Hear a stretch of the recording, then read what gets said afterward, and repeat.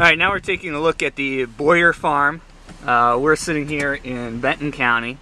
I'm driving down 63rd Trail just northwest of Shellsburg.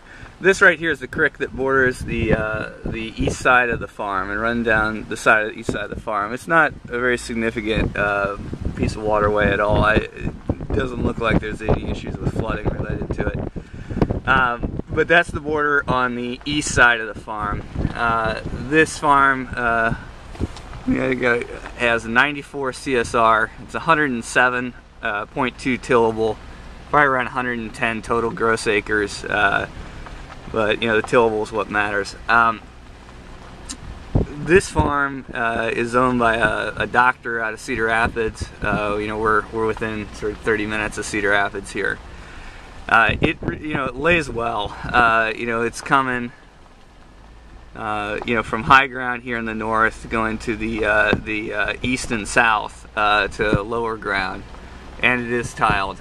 They will produce a tile map if we want to make an offer and let us look at that. So the south border of the farm is a railroad track that runs through that tree line down there.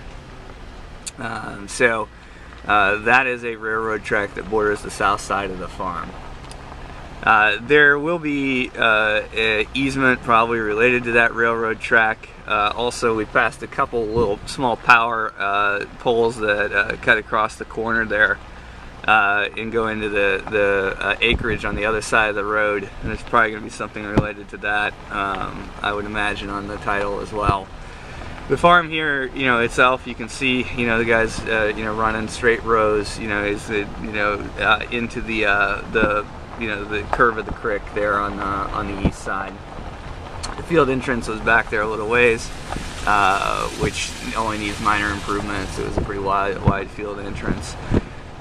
This farm is obviously, like most things at this point, cash rented for 2011.